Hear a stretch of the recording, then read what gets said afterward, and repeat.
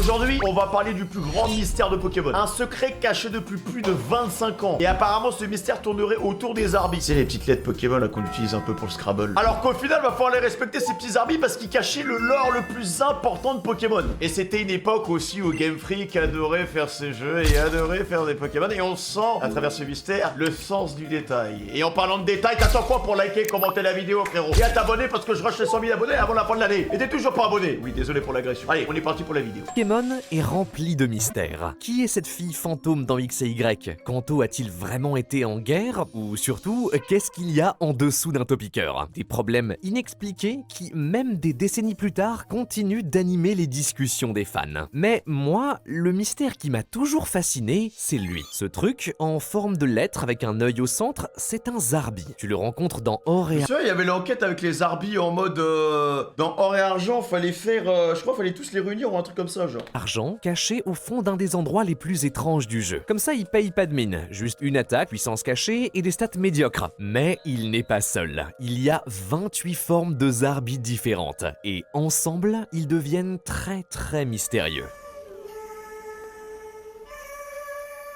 Les Zarbi n'ont aucun sens. Radicalement différents de tout ce que tu peux trouver dans Johto, au cœur de messages cryptiques, ça ne devrait pas être un Pokémon. Et si, justement, ça n'en était pas un?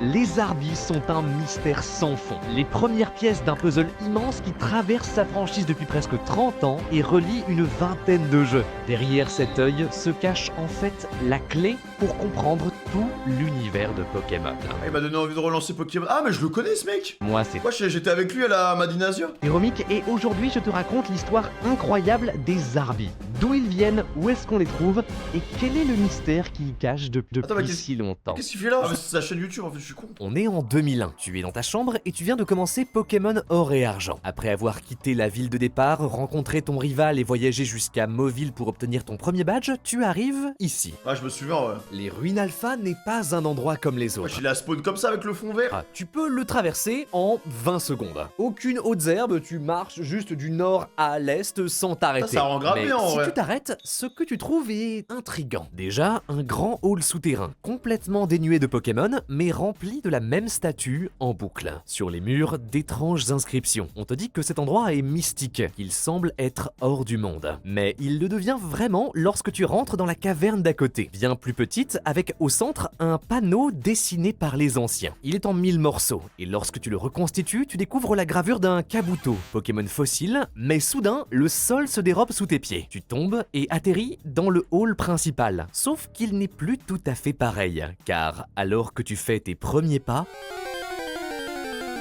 Ah, il y avait plein de pièces différentes avec des Arbis différents et tout. un Zarbi, le premier qu'on voit. Tu le captures, puis un deuxième, un troisième, jusqu'à ce que tu remontes à la surface. Devant la sortie, un scientifique t'attend. Il te félicite pour ta découverte et t'amène à son laboratoire de recherche où il améliore ton Pokédex. Pour l'instant, par contre, tu ne trouves que les formes AAJ. Si tu les veux tous, tu dois d'abord compléter les autres puzzles dans les chambres. Le second te demande Surf à l'effigie de Ptera et libère les Zarbi RAV. La troisième grotte est visible dès le début, mais bloquée derrière un rocher. Pour l'atteindre, tu dois faire un grand tour et passer par les caves jumelles. Ça te permet d'assembler OO, intéressant, pour obtenir les Zarbi W à Z.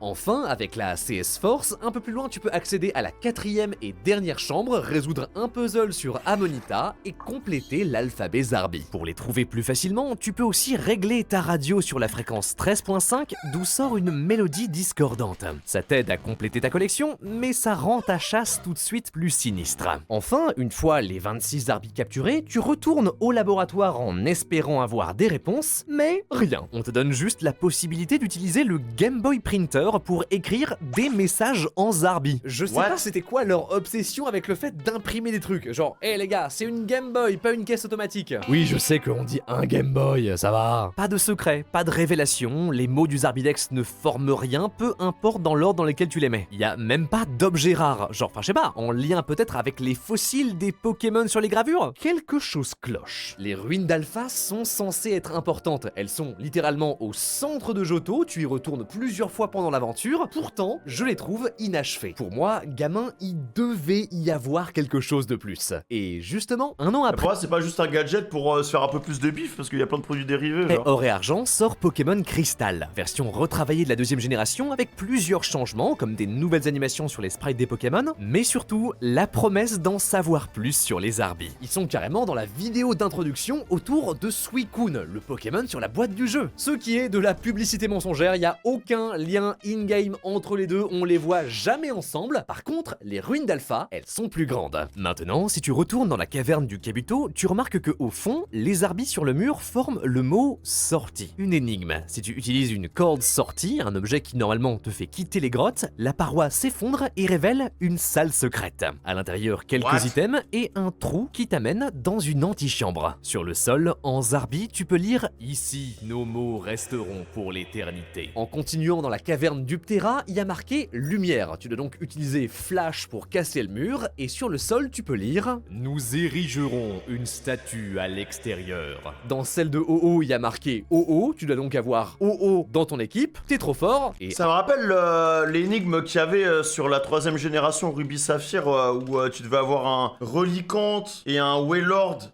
et t'arrivais en fait devant du braille, parce qu'en fait c'était le langage des Pokémon légendaires, enfin les... je sais plus comment ça s'appelle là, les Registis, les Régis et tout là. Et j'avais trouvé ça trop cool en vrai, cette petite enquête les genre. humains se doivent d'être en harmonie avec eux, nous partons pour les protéger. Enfin, dans celle d'Amonita, le plus dur, il y a juste marqué eau. Je pensais qu'il fallait utiliser genre Surf ou alors avoir un Pokémon eau genre Amonita, et ben non, il faut utiliser une pierre eau, et j'ai mis trop de temps à le comprendre, c'est pas du tout intuitif, ça m'énerve. Tu découvres alors le dernier message. Ils voient tout et ne veulent pas sortir. Ok, deux choses. Déjà, ce qui est intéressant, c'est que ces phrases, elles sont en alphabet latin. Enfin, oui, en alphabet Zarbi, mais c'est le même, si vous n'aviez pas vu, car vous êtes aveugles. Nous, on s'en fiche, c'est le nôtre, mais pour les japonais, bah c'est un degré de difficulté en plus. Non seulement ils doivent déchiffrer les lettres, ils doivent aussi décoder la langue. Enfin genre, imagine si les Arbis étaient en katakana, on aurait moins rigolé, nous. Ensuite, sur les messages en eux-mêmes. Clairement, ils ont été laissés par une ancienne civilisation, celle qui a construit ces halls et ces statues. Elle vivait d'abord ici avec les Arbis avant de partir pour les protéger. C'est ce que nous confirment Earthgold et Soul Silver, les remakes de Or et Argent. Les scientifiques t'expliquent que les Arbis sont craintifs par nature. Alors, quand la tribu qui vivait avec eux a commencé à se multiplier, à devenir trop grande, elle a préféré les laisser tranquilles et s'en aller en gravant ces mots pour les générations futures. Les remakes ont aussi un Zarbidex un peu plus développé, les phrases sur le sol n'ont pas tout à fait la même traduction, et si tu attrapes 26 Zarbis différents, tu découvres une dernière plaque qui dit « Amitié, respect, foot de rue ! Sur vous veillons, soyez heureux ». Mais à nouveau, c'est tout, pas de récompense, pas de réponse. Enfin, qui est ce peuple? Et surtout, pourquoi les Arbis? Qu'est-ce qui les rend si spéciaux au point d'avoir construit un temple entier à leur honneur? Genre, pourquoi est-ce qu'on n'a pas fait un temple à Tarpo, qui est quand même bien plus stylé que ces lettres de merde? Même retravailler les ruines d'Alpha reste frustrante. C'est évident qu'elles renferment quelque chose de plus. J'ai l'impression d'être devant un secret gigantesque, mais on ne me le donne pas. Quand j'étais enfant, j'étais persuadé d'avoir raté quelque chose. Un Zarbi spécial à débloquer, une pièce que j'aurais manqué, une énigme à résoudre, n'importe quoi pour réussir à percer ce mystère. J'ai commencé à me poser des questions, et j'ai même fait une liste. Et si on prend la première par exemple, les Pokémon sur les fresques. Pourquoi eux? Kabuto, Amonita, Ptera, je suppose que c'était les Pokémon des anciens temps qui peut-être étaient là quand les ruines ont été construites. Même si ça aussi c'est bizarre parce qu'ils ont 300 millions d'années, donc ces ruines elles ont pas 300 millions d'années, donc qu'est-ce qui se passe? Et pourquoi OO? Si encore ça changeait en fonction de la version et que sur Argent t'avais Lugia, je me serais dit bah ok c'est juste le légendaire du jeu, mais là non, c'est précisément OO. Les premiers jeux de la licence utilisent les décors et l'environnement pour le storytelling, et du coup ce genre de détails, bah ils sont vraiment importants. Et puisqu'on parle de Pokémon, les ruines d'Alpha n'ont qu'une seule zone de hautes herbes remplie de Natu et Colorior. Pourquoi? Le premier est peintre, le deuxième évolue en Xatu, inspiré des totems. Peut-être que c'est juste une référence à l'art et aux gravures, mais ce dernier est aussi télépathe. On dit qu'il est calme et tranquille car il Attends, peut mais il y avait tout ça à faire? voir en permanence le passé et le futur. Est-ce que ça aurait un rapport avec les Arbis? Justement, ça nous amène à la deuxième question, c'est quoi cette histoire de radio? Pourquoi lancer cette fréquence précise me permet de rencontrer plus facilement des Arbis? Est-ce que ça serait leur manière de communiquer communiquer entre eux? Après tout, dans Pokémon, les ondes radio sont très liées au surnaturel. Regarde Noctunoir, le Pokédex dit que l'antenne sur sa tête capte les ondes radio du monde des esprits, lui ordonnant d'y porter des gens. De là, on peut faire le lien avec les... Ça, à tout moment, les gars, ils ont vraiment... Parce que le titre, c'est le premier grand mystère de Pokémon a été résolu. Donc ça se trouve, à tout moment, là, cette année, ils ont trouvé la vraie réponse. Radio. Dans Or et Argent, il y en a deux. Celle de Doublonville n'est pas loin des ruines et aurait apparemment été construite par-dessus un ancien temple. L'autre, elle est à Lavanville et elle a remplacé la fameuse tour Pokémon, le cimetière de Kanto. C'est étrange. Est-ce que ça serait les ondes qui réveillent les Arbis? Et surtout, à nouveau, j'ai creusé partout, parlé à tous les PNJ à Lavanville et Doublonville, aucun lien direct entre les deux. À ce moment précis, j'étais perdu. J'avais l'impression d'avoir toutes les pièces du puzzle devant moi, mais aucune réponse. Je tournais en boucle dans les ruines en essayant toutes sortes d'objets, en vain. En fait, j'avais pas encore compris que si je voulais avoir des réponses, il fallait que je change de jeu.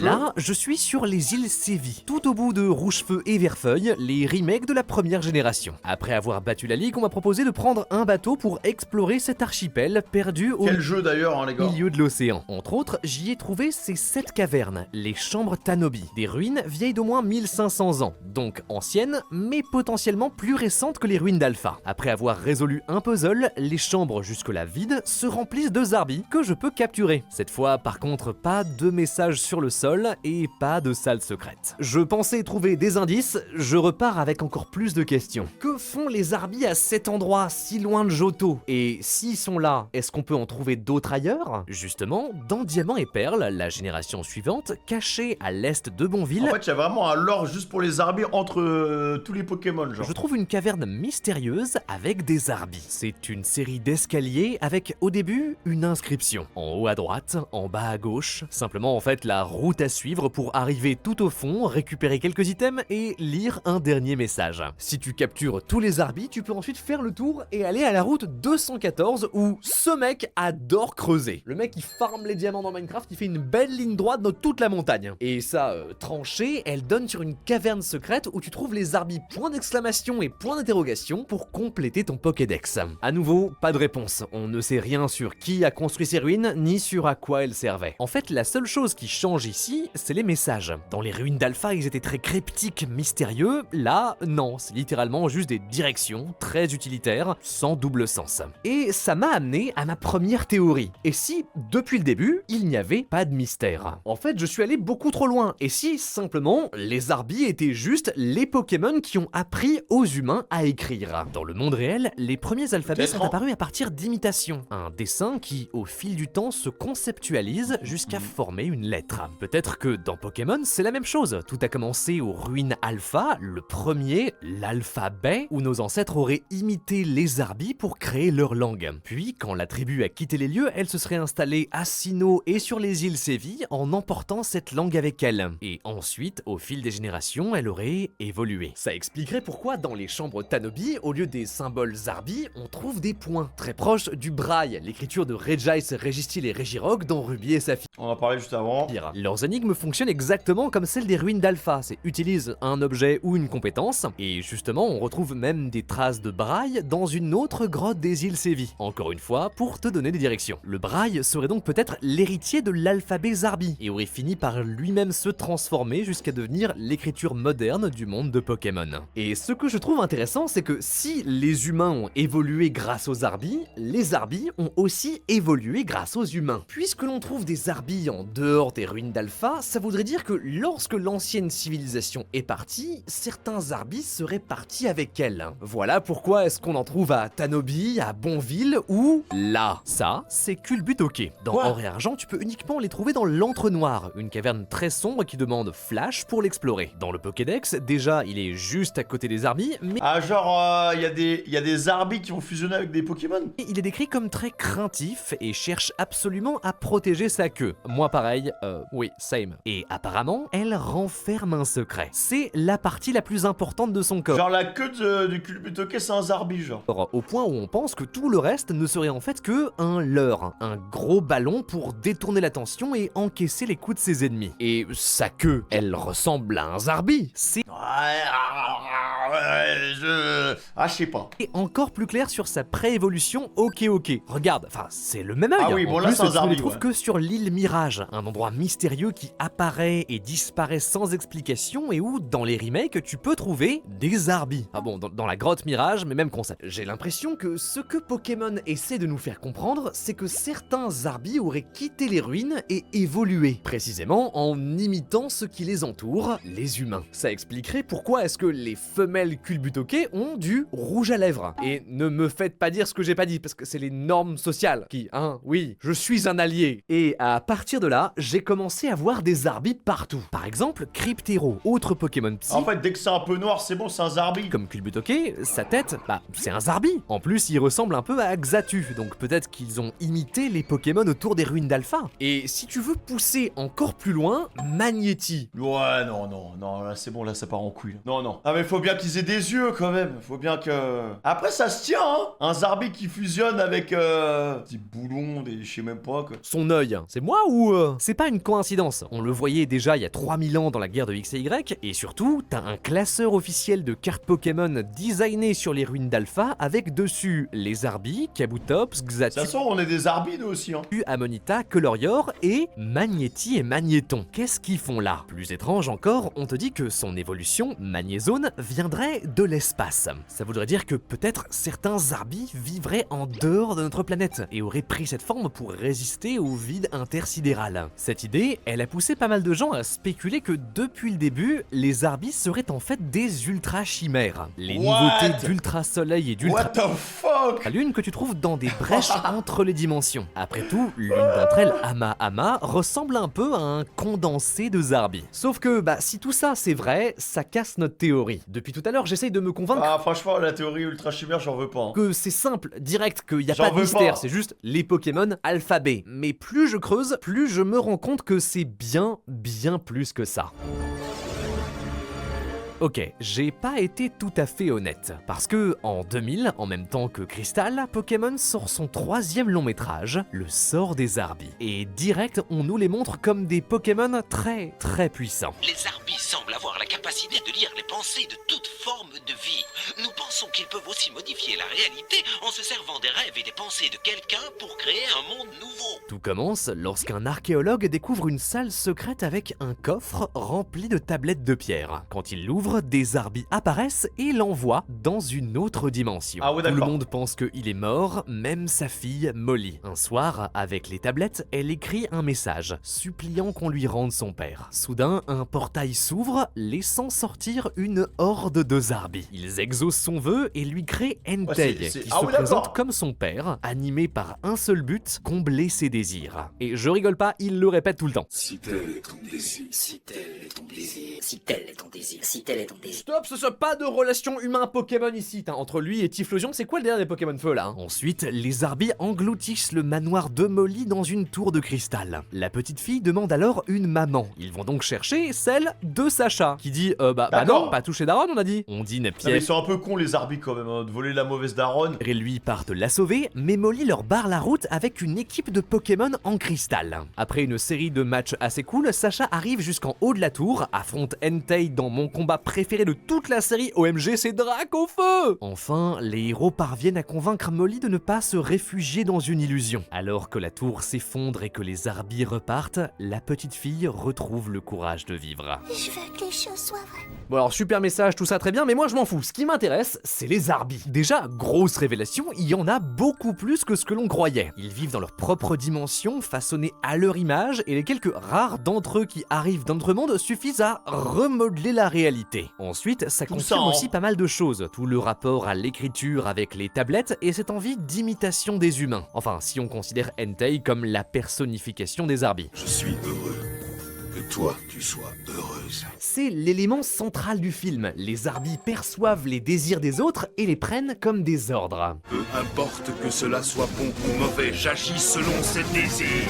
On revoit cette idée bien plus tard dans la série Pokémon, lorsque Sacha et Go visitent une ville plongée dans une nuit éternelle. Ils découvrent que c'est la faute des Arbis. Ils ont exaucé Ah, qu'est-ce qu'ils sont chiants les Arbis, les gars, hein. le vœu d'une petite fille qui voulait revoir son mélo disparu. Donc non seulement ils peuvent On va bien s'en combler occuper, magiquement hein. nos désirs, ils peuvent aussi aller très loin pour le faire. Aussi, ce qui est intéressant, c'est que la base de leur création, c'est les cristaux. Et qu'est-ce qu'on a vu dans la vidéo d'intro de Pokémon Crystal? Eh ben, des Arbis autour de Suicune avec son énorme cristal sur la tête. Peut-être que ça peut répondre à une autre de nos questions. Le lore de Entei, Raikou et Suicune, c'est que à la base, ils étaient 3 Pokémon ordinaires morts dans un incendie qui a ravagé la tour de cuivre. Aujourd'hui, la tour cendrée près de Rosalia dans Or et Argent. O serait alors apparu et les aurait ramenés à la vie en leur donnant d'immenses pouvoirs. O est ainsi le symbole de la renaissance. Et justement, dans les ruines d'Alpha, tu le retrouves en gravure aux côtés de 3 espèces de Pokémon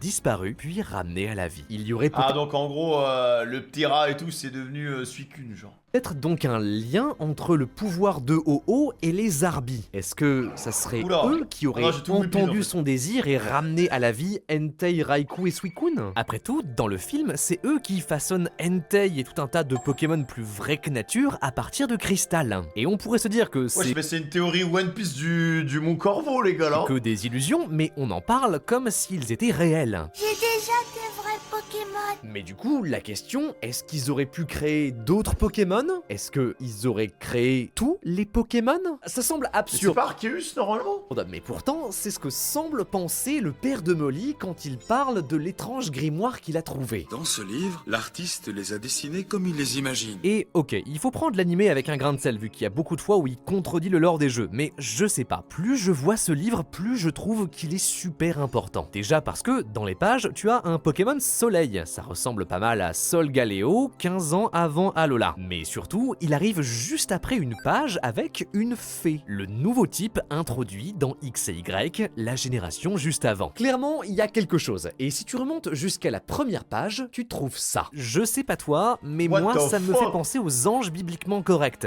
les figures divines aussi fascinantes qu'incompréhensibles. Je me suis dit qu'il y avait peut-être un message secret sur cette image, donc j'ai compté les lettres, essayé de former des mots, sans succès. Par contre, j'ai remarqué un truc, il y a tous les Arbis, sauf un, le Zarbi G. Ou plutôt, on dirait qu'il est caché derrière cet homme, celui qui semble contrôler les Arbis. C'est une interprétation d'artiste, c'est pas forcément exact, mais c'est symbolique. Et G pour God, Dieu. Ah. Mais Dieu dans Pokémon, c'est pas un humain, c'est cette image. Je sais d'où elle vient. Alors attends, peut-être que ce mec a été transformé par les Arbis en Pokémon et en fait ce mec là est Arceus.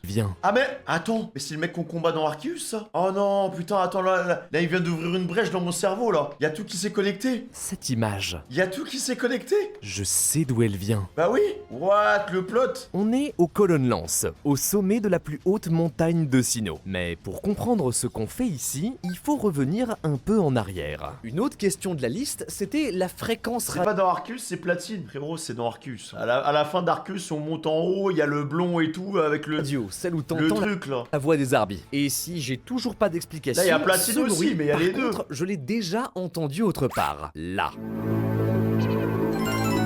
Le mix est différent, mais c'est les mêmes notes qu'on retrouve dans l'intro de Diamant et Par Perle. contre, il a fait une vraie enquête, hein. Tu me diras, bon, qu'est-ce qu'on s'en fiche, mais ces notes, c'est le son que fait la flûte Azur, un objet très spécial. Si je l'amène au Colonne Lance, là où normalement j'affronte Dialga ou Palkia, sa mélodie résonne. Alors, un escalier apparaît, je le grimpe et au sommet du monde, je rencontre Arceus, le dieu des Pokémon que je peux capturer. Alors la séquence en elle-même, elle est incroyable, mais pourquoi est-ce que... Ça faisait chier d'ailleurs pour Arceus parce que pour le capturer, il fallait un ticket. Enfin, je sais pas, fallait le cadeau mystère et tout, je l'ai jamais eu. J'aurais trop voulu y aller un jour, tu vois. L'objet qui appelle l'être primordial, le créateur de tout, fait le même son que les Arbis. Parce que j'ai l'impression que c'est le même. Dans Légende Arceus, où c'est un objet central, c'est encore plus clair. Mais bon, c'est la pour même en avoir chose. le cœur net, vous savez quoi? Après avoir capturé Arceus, je l'ai pris dans ma copie de Soul Silver, je l'ai ramené au point de départ, aux ruines d'Alpha, et...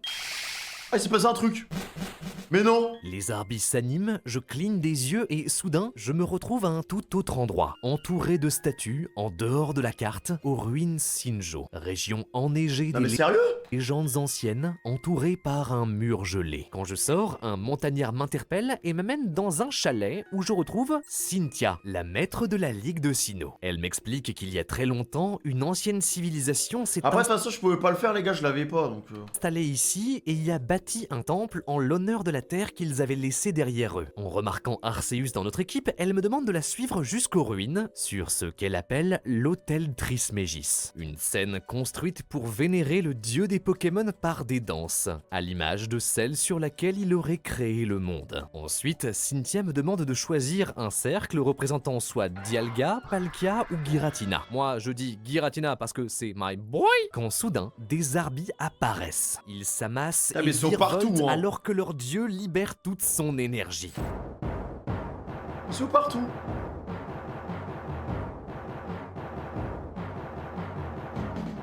Attends, mais c'est quoi cette event de fou, là? Cinématique est la plus bizarre de toute la franchise Pokémon. Des photos, pas du pixel art, des vraies photos digitalisées, et ce symbole qui se construit. Puis Arceus au centre qui semble façonner pas juste le monde du jeu, mais bien notre planète à nous. Le tout culminant dans un œuf. On a devant nos yeux la genèse de Pokémon. Ou plus exactement, ça serait Incroyable. la représentation visuelle de la description d'Arceus dans le Pokédex, le Pokémon qui a façonné l'univers avec ses 1000 bras. Pendant très longtemps, je n'ai jamais saisi cette phrase, parce que Arceus, il a pas de bras, enfin, il a des jambes, et sur les machins sur les côtés, ça compte ou pas? Mais enfin, je comprends. Les bras d'Arceus, c'est les Arbis! En répondant au désir de leur créateur, ils ont façonné le monde et les Pokémon. Lui En serait fait, c'est les esclaves de Arceus, quoi. C'est ça. resté au-dessus des colonnes lances sur la véritable scène Trismégis, contemplant l'étendue de son œuvre. Après cela, Arceus et les Arbis auraient quitté notre dimension et depuis, ils maintiennent la fabrique de l'univers. Voilà pourquoi dans le 10e film Pokémon, lorsque Dialga et Palkia s'affrontent aux confins de l'espace-temps, leur attaque envoie voler des hordes de Zarbis. Ils sont littéralement en train d'exploser ceux qui tiennent la réalité en place. Ça explique ainsi leur présence aux ruines d'Alpha. Peut-être que plusieurs catastrophes cosmiques ont créé des déchirures dans les dimensions qui, par accident, ont propulsé quelques Zarbis Ah, ça se tient, en fait, hein. dans notre monde. C'est en tout cas ce que sous-entend Ça se tient de l'épisode ouf. de l'animé où Sacha et ses amis doivent aider un Zarbi égaré à rejoindre sa dimension d'origine. Ces Zarbis seraient donc le lien direct entre nous et notre créateur. Cynthia le dit elle-même, il reste à Johto certaines personnes qui connaissent encore cette légende. La flûte azur, les danses cérémonielles, En vrai, le lore, il est propre, hein. toutes les ruines construites par l'ancienne civilisation sont des tentatives d'appeler les Arbis et d'utiliser leur pouvoir divin pour réaliser des miracles. Car c'est ce qui se produit, un miracle. À la fin de la cinématique, un œuf apparaît et on sort un Giratina de niveau 1. Soudain, l'hôtel Trismégis disparaît. Je suis de retour dans le calme des ruines d'Alpha, avec dans mon équipe cette nouvelle forme de vie unique, née du pouvoir des Arbis et d'Arceus. Et je m'en rends compte que maintenant, mais le lien entre les Arbis et les œufs, il est là depuis le début. Rien que dans le 3e film, le thème de la parentalité est très fort. Et dans l'animé, quand on parle d'Arceus ou des Arbis, il y a souvent un symbole d'œuf pas très loin. Surtout, dans les jeux, les Arbis sont à côté des pensions Pokémon, l'endroit où tu laisses tes créatures pour qu'elles se reproduisent. À Johto, c'est à Doublonville, à Sinnoh, elle est carrément à Bonville, à 20 mètres des ruines. Et dans les deux cas, les gérants de la pension n'ont aucune idée de où viennent les œufs qui apparaissent dans leur jardin. C'est une des grandes théories de la licence, personne n'a jamais vu un Pokémon pondre un œuf. Au point où certains se demandent si quelqu'un ou quelque chose ne les déposerait pas discrètement. Pour moi, c'était juste une blague, une manière de garder le jeu tout public, mais et si c'était vrai? Et si en fait c'était... On a vu les millions de Pokémon qu'il y a, c'est pas possible. les Arbis qui perçoivent les désirs de deux Pokémon amoureux et leur matérialisent un œuf. Ah non, mais moi je suis obligé. Non, non, non, moi je préfère la version où j'image le métamorphe qu'on laisse à la pension et à chaque fois, tous les jours, on lui ramène un Pokémon différent. Est-ce que vous vous êtes mis pendant quelques secondes à la place de ce métamorphe qui est littéralement la Sasa du bois de Boulogne, les gars? On lui demande pas son avis, rien. Il est juste là pour s'envoyer et il nous supplie, hein. On lui ramène un Aspico, il est content. Mais les gars, quand on lui ramène un Tyrannosif, hein, bien agressif, il pleure, il est en mode non, s'il te plaît, Et là, tu leur ramènes un Groudon. Bah, après, ça va. Les Pokémon légendaires, ils peuvent pas le faire. Encore heureux. Justement, il y a un message Mais Zarbi que ouais. j'ai volontairement laissé de côté. Un Au bon fond des macogneur. ruines de Bonville, après avoir suivi les directions, Je te tu jure. peux lire « Amitié, toute vie rencontre Ah, une autre putain. vie pour renaître et revivre ». J'aime bien cette phrase parce que, en un sens, elle symbolise tout le reste. Les Arbis sont la preuve qu'il y a toujours quelque chose de plus, et que, lorsqu'on y croit assez fort, même l'impossible peut devenir réel. Toutes ces heures que j'ai passées à courir en boucle dans les ruines d'Alpha n'ont peut-être pas mené vers une salle secrète, une grande révélation, mais elles m'ont donné quelque chose de peut-être Ah, encore le lore des Zarbi, incroyable. plus précieux. Vraiment. Mon tout premier Pokémon Shiny. Oula. Un Zarbi A. Encore aujourd'hui, je le garde précieusement sur ma vieille cartouche. Un rappel que la passion Il est grave moche. et la détermination te mèneront toujours quelque part. Attendez. Oui, je sais, ça faisait une super fin de vidéo, mais pourquoi il est bleu? La question a l'air débile, mais ça fait 20 minutes qu'on J'aime trop parce que ce mec se pose vraiment des questions qu'on se poserait jamais en fait. part du principe que chaque micro-détail a du sens. Donc si tu me montres une lettre bleue, moi je sais pas, je pense à un lien hypertexte ou à ça. C'est quoi? Pokémon est un jeu qui brise le 4e mur. Tu le vois dès les premières minutes quand un panneau te dit d'appuyer sur B pour courir, et dans l'animé c'est une des Il blagues est en mode, il dit ouais, il est shiny bleu parce que ça veut montrer des lignes de code, genre. principales de la Team Rocket. On a une bonne raison. S'il t'arrive quelque chose, finis les films et la série.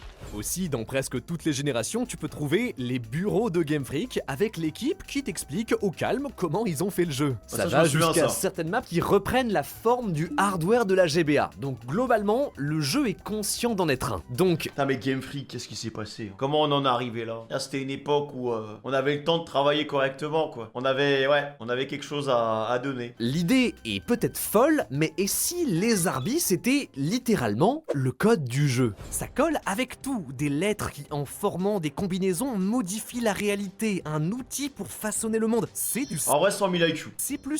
A l'inverse, ils sont donc vraiment ceux qui tiennent les dimensions en place. Et sans eux, la fabrique même du jeu s'effondre. Surtout, ça donne tout un autre sens à la cinématique des ruines Sinjo. Si on considère que les Arbis sont Ça le code science, hein. du jeu, Arceus serait donc l'avatar des développeurs. Justement, dans le lore, le dieu des Pokémon serait lui-même sorti d'un œuf créé par l'être original. Lorsqu'on voit des images du monde réel, est-ce qu'on ne serait pas en train de voir littéralement les inspirations de Satoshi Tajiri lui-même former, coder l'univers de Pokémon? Et ça nous permet de répondre à la dernière question sur la liste, les statues. On les trouve partout, dans tous les jeux, dans les arènes, au milieu des villes, mais c'est dans les ruines d'Alpha qu'il y en a le plus. Elles sont en fait à l'image de Rhinophéros, le tout premier Pokémon dessiné par Ken Sugimori, le premier sprite utilisé dans Pokémon Jaune. Ainsi, de la même manière que les Arbis représentent le code de la cartouche, les statues rendent hommage à ce premier Pokémon. Les ruines d'Alpha ne sont donc pas juste des ruines, c'est une célébration de leur jeu, une mise en abîme qui te rappelle que Pokémon Non, est c'est le fruit clean, hein. du travail de vraies personnes qui ont mis leur âme pour créer cet univers fantastique. Mais surtout, c'est là qu'elle nous délivre sa leçon la plus profonde. Car l'élément fondamental des ruines d'Alpha, ce n'est pas les statues, ce n'est pas les puzzles, même pas les Arbis. C'est ça, le laboratoire et les scientifiques. L'idée que pour chaque mystère, aussi profond et complexe soit-il, il y aura toujours un esprit curieux pour tenter de le résoudre. Les Arbis nous poussent à considérer chaque angle, creuser partout, plonger dans l'univers de Pokémon et nous en approprier ses mythes. Ils sont le plus grand cadeau que Pokémon ne m'ait jamais fait. Ils m'ont offert le plaisir de la recherche. Car si sous une créature aussi simple se cache un océan de mystères, alors le reste du monde doit être encore plus passionnant. Ouais, il est chaud, hein. Alors ça me fume parce que les gars, vraiment, j'ai peut-être parlé